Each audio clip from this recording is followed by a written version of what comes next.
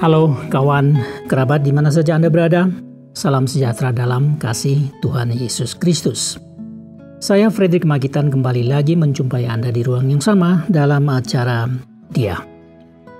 Dan kita akan meneruskan perjalanan panjang kita dalam hal belajar dan merenungkan apa saja perkataan Yesus yang diucapkan oleh Yesus sendiri pada 2000 tahun yang lampau. Dan dalam edisi hari ini kita akan mendengarkan perkataan Yesus yang akan saya bacakan, tapi hanya sebuah cuplikan saja dari satu peristiwa yang terjadi di Galilea. Kemungkinan besar itu di kota Kapernaum pada kira-kira pada tahun 28 Masehi. Nah, apa yang dikatakan Yesus ini saya ringkaskan sebagai satu pesan tematis. Dan di atas tema itulah kita akan belajar dan merenungkan ini perkataan Yesus. Jadi saya ringkaskan begini sebagai judul atau tema pembelajaran ini. Yaitu perempuan itu membasahi kaki Yesus dengan air matanya, menyeka dengan rambutnya.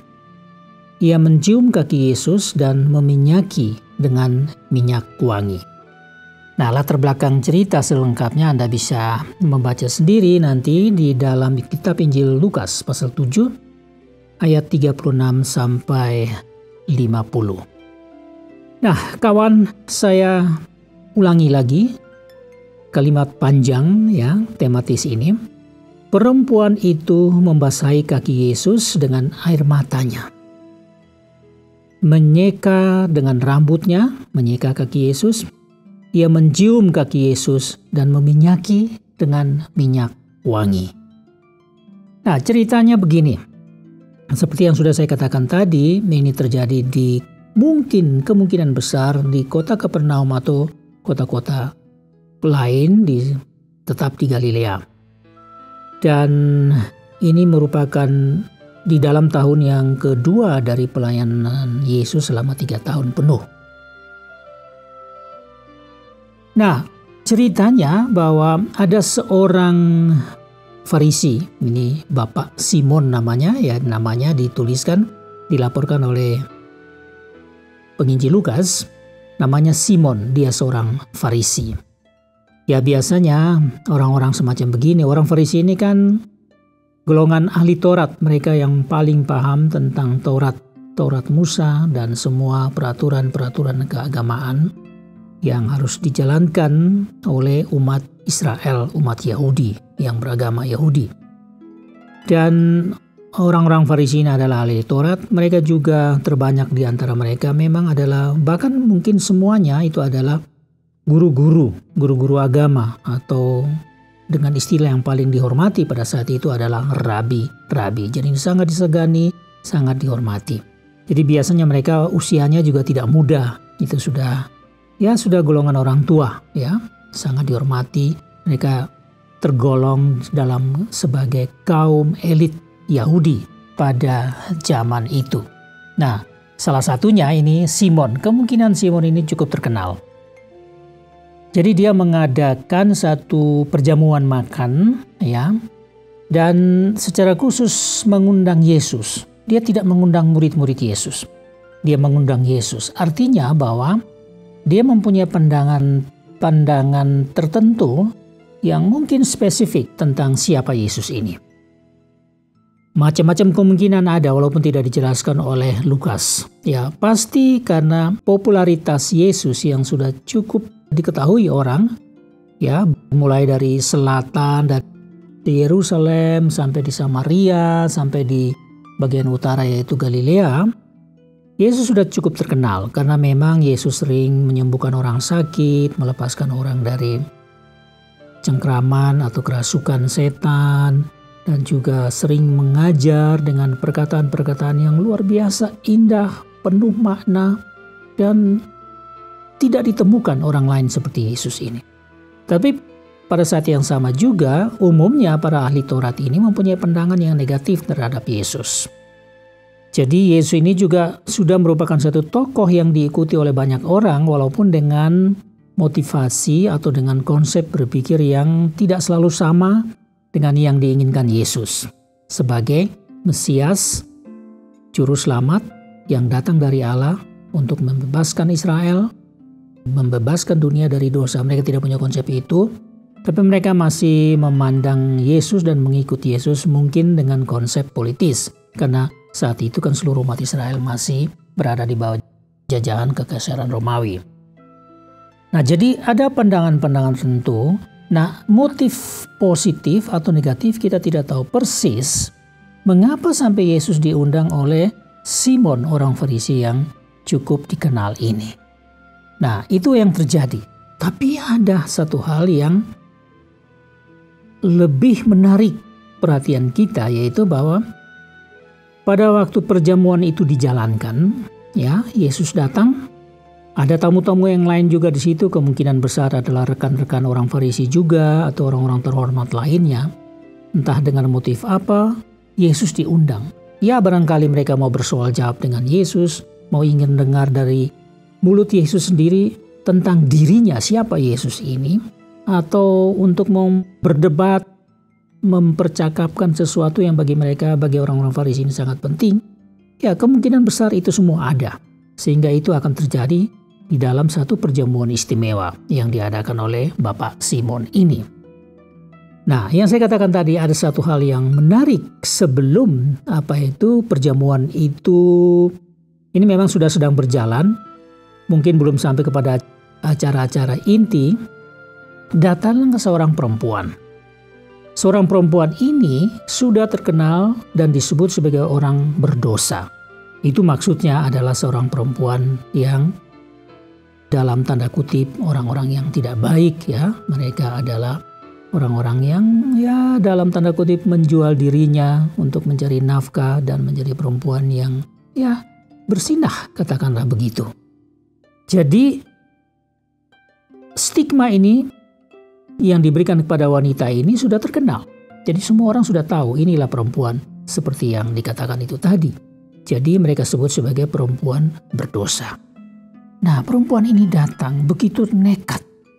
Jadi di waktu Yesus dan semua tamu sudah ada di dalam ruangan, lalu biasanya mereka itu bukan duduk seperti kita, duduk di kursi bangku kaki. Ini kita punya budaya yang sedikit berbeda atau berbeda sekali dengan zaman itu di Israel. Orang-orang yang masuk itu mereka itu agak sedikit berbaring gitu.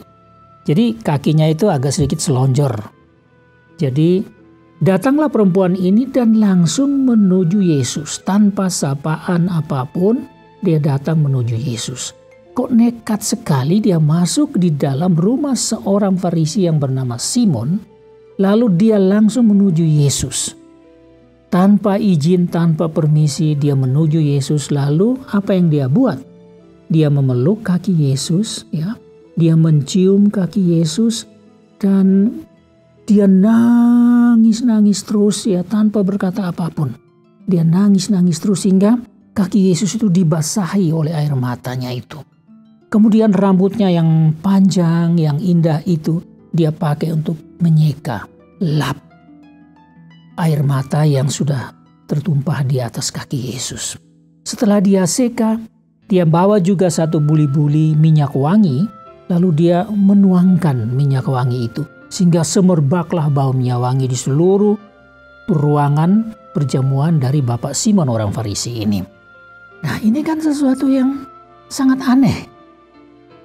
Lalu apa komentar Simon ini dengan tamu-tamu yang lain? Seandainya dia ini, Yesus ini, dia memang benar-benar datang dari Allah, dia nabi, dia pasti tahu siapa perempuan ini. Ini hanya ngomong-ngomong sendiri atau ada di dalam hati Simon, tetapi Yesus langsung tahu. Jadi Yesus berkata kepada Simon ini dalam bentuk perumpamaan. Simon, kalau ada dua orang berhutang, ya, yang satu berhutang sebesar 500 dinar. Lalu dia datang dan mengatakan bahwa dia minta untuk dibebaskan hutangnya karena dia tidak sanggup bayar. Kemudian oleh tuannya ini menghapuskan hutangnya 500 dinar. Lalu ya datang yang satu lagi 50 dinar juga dalam persoalan yang sama. Tidak sanggup membayar, dia minta untuk bisa dibebaskan hutangnya ini. Lalu tuan ini yang punya uang ini mengatakan, oke, saya ampuni, saya hapuskan utangmu. Lalu menurut kamu Simon, siapa yang paling merasa dikasihi, siapa yang paling merasa bahagia, yang merasa paling senang karena penghapusan utang-utang ini? Simon dengan lantang atau dengan cepat berkata, ya pasti yang paling besar hutangnya itu. Oke, Anda sudah mengerti soal ini. Nah, demikianlah perempuan ini. Apa yang dia buat? Ya, dia merasa bahwa hutangnya yang terlalu besar, yaitu dosa. Ya, dosa yang begitu besar. Dihapuskan. Kalau dia datang kepadaku dan dosanya itu dihapuskan, maka dia akan sangat berbahagia. Nah, ini secara singkat begitu perumpamaan yang disampaikan oleh Yesus kepada Simon. Lalu Yesus menengok kepada perempuan ini, katakan bahwa dosamu telah diampuni. Ya, Yesus katakan di dalam pasal 7 ayat 47, sebab aku berkata kepadamu dosanya yang banyak itu telah diampuni, sebab ia telah banyak berbuat kasih. Tetapi orang yang sedikit diampuni, sedikit juga ia berbuat kasih. Lalu ia berkata kepada perempuan itu, dosamu telah diampuni. Nah, Tuhan Yesus berkata juga kepada perempuan ini, katakan, imanmu telah menyelamatkan engkau, pergilah dengan selamat. Nah, sekarang apa yang menjadi hal yang perlu kita belajar dan merenungkan secara singkat di sini? Kita tahu bahwa begitu penting Yesus melihat, ya, misalnya pada perempuan ini. Yang Yesus lihat di situ adalah satu perasaan yang mendalam, kesadaran yang mendalam akan dirinya sebagai perempuan berdosa, perempuan yang mungkin berulang-ulang berzina, ya, karena dikenal sebagai wanita semacam itu. Jadi orang ini atau perempuan ini bukan seseorang yang tidak tahu apa dirinya, siapa dirinya, sampai kedalaman seperti apa dosa yang ia sedang buat atau selalu buat ini. Dia paham tentang dirinya. Itu yang pertama. Jadi Yesus lihat bahwa perempuan ini meskipun oleh Simon, orang Farisi yang lain, masyarakat, seluruh pemimpin agama, ini adalah orang berdosa yang tidak layak, yang tidak pantas. Tapi ada yang baik di dalam dirinya, yaitu bahwa dia benar-benar sadar, dia benar-benar punya perasaan yang mendalam tentang dirinya sebagai manusia yang mungkin paling berdosa dari semua manusia yang lain. Ini penting. Kemudian, Yesus melihat bahwa perempuan ini juga pernah tahu tentang Yesus, atau mungkin sudah banyak tahu tentang Yesus. Oleh karena pelayanan Yesus di Galilea, waktu itu sudah hampir 1 tahun lamanya, ya. Terkenal Yesus ini menyembuhkan orang, dia tidak pilih-pilih orang, siapa saja dengan sakit apa saja datang dia akan melakukan sesuatu. Dia akan menolong orang yang datang kepadanya, minta disembuhkan, yang minta dilepaskan dari kerasukan setan dan sebagainya. Dan orang-orang yang haus akan pengajaran yang benar yang datang kepadanya, dia menjawab semuanya. Dia tidak pernah menolak dengan rendah hati. Dia menolong, bahkan orang yang sudah mati pun dia bangkitkan karena dia melihat banyak sanak saudara masih membutuhkan orang yang mati ini. Itu contohnya anak muda itu yang anak dari seorang ibu janda. Dan Yesus melihat bahwa memang perempuan ini sudah tahu siapa dirinya. Dan dia begitu nekat, dia merasa perlu Yesus. Kemudian dia nekat masuk ke dalam rumah seorang Farisi yang bernama Simon yang cukup dihormati itu. Dia tidak peduli karena fokus dia, tujuan dia adalah bertemu dengan Yesus. Satu pengetahuan tentang Yesus yang dia miliki tidak sia-sia, tidak dia biarkan begitu saja. Yesus yang suka mengampuni dosa juga, Yesus yang berbelas kasihan, Yesus yang selalu menyayangi siapa saja, yang dalam keadaan apa saja. Dia tahu Yesus yang seperti itu. Maka dia ambil keputusan dengan tekad yang bulat untuk datang bertemu dengan Yesus apapun risiko yang harus ia tanggung nanti. Kemudian apa yang dia buat? Ini yang luar biasa. Seluruh kesadaran dirinya sebagai seorang perempuan berdosa itu terlihat di dalam bagaimana dia menangis terus. Air matanya tercurah dan membasahi kaki Yesus yang ia peluk, yang ia cium terus-menerus. Menunjukkan bahwa perempuan ini mempunyai satu yang merasa diri sebagai seorang pengemis yang sungguh mengharapkan belas kasihan Yesus. Dia tahu bahwa tidak mungkin dia mengalami pengampunan di luar Yesus. Tidak ada orang lain yang bisa mengampuni dosa. Tidak ada orang lain yang berbelas kasihan seperti Yesus. Itu semua merupakan persembahan. Air mata dari hati yang merasa bersalah, hati yang merasa berdosa. Air mata yang tumpah dari satu perasaan atau satu keyakinan tentang belas kasihan Yesus. Merasa bersyukur kepada Allah bahwa dia diperkenankan untuk bertemu dengan Yesus walaupun diperkenankan oleh Yesus sendiri. Itu merupakan persembahan. Lalu rambutnya yang indah yang merupakan mahkota dari seorang wanita. Walaupun itu begitu tinggi nilainya, dia pakai itu untuk menyeka kaki Yesus. Kemudian, apalagi yang dia punya? Minyak wangi yang mahal. Dia tumpahkan itu di atas kaki Yesus. Ini semua adalah persembahan yang terlalu tinggi nilainya. Air mata, rambut, ciuman, hidungnya sendiri mencium kaki Yesus, dan juga minyak wangi. 4 hal ini menggambarkan satu persembahan seutuhnya, sempurna yang Yesus lihat, yang dia berikan semua untuk Yesus. Maka Yesus mengambil keputusan bahwa perempuan ini memang adalah perempuan yang sadar akan dosa. Dia mengenal Yesus dan percaya sepenuhnya 100% kepada Yesus yang berbelas kasihan dan yang punya kuasa. Lalu dia mempersembahkan semuanya dan dia memohon belas kasihan Yesus agar dia dapat diterima sebagai orang yang baik, orang yang diampuni dan seterusnya. Maka Yesus mengambil keputusan untuk mengampuni dosanya. Jadi Yesus katakan kepada dia, imanmu telah menyelamatkan engkau. Luar biasa. Belas kasihanku yang engkau harapkan, kini engkau terima, engkau diampuni. Ini persoalan yang sangat menarik. Nah, tentu saja ini menjadi satu pelajaran yang begitu menarik, begitu besar buat kita sekalian. Seseorang yang merasa diri berdosa. Jadi seberapa besar dosa itu dinilai bagaimanapun juga oleh masyarakat, oleh siapa saja sebagai orang yang tidak layak lagi.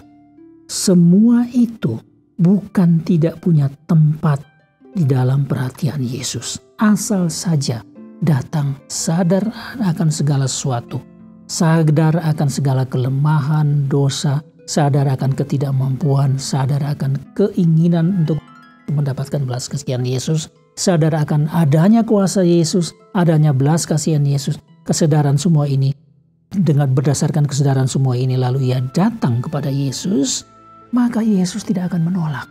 Yesus akan menerimanya dan memberikan pengampunan. Karena apa? Yesus memang mempunyai kuasa, mempunyai hak dan kuasa dari Allah Bapa untuk memberikan pengampunan kepada orang yang datang dengan penyesalan dan mau hidupnya diubah. Inilah yang kita belajar, dan ini berlaku sepanjang zaman dalam kehidupan semua manusia. Siapapun boleh datang kepada Yesus yang merasa diri berdosa, mohon pengampunan, maka hidupnya akan diubah. Yesus akan mengubah hidup setiap orang yang datang kepadanya. Demikianlah ini yang bisa saya bagikan kepada Anda sekalian. Saya berharap dan saya berdoa agar ada satu sentuhan surgawi buat Anda pada hari ini. Tuhan memberkati Anda. Terima kasih atas perhatian Anda. Saya harus mengundurkan diri untuk berjumpa lagi pada episode yang berikut. Get your message, have a good day, and see you next time.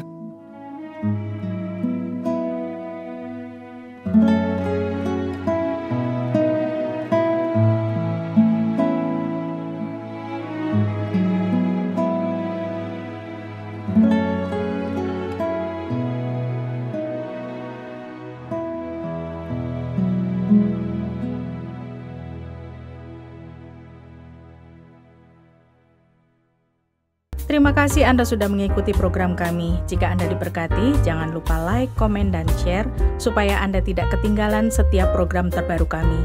Jangan lupa juga untuk subscribe channelnya dan nyalakan loncengnya. Jika Anda ingin mendukung pelayanan kami, bisa melalui rekening kami berikut ini atau menghubungi kami di sini.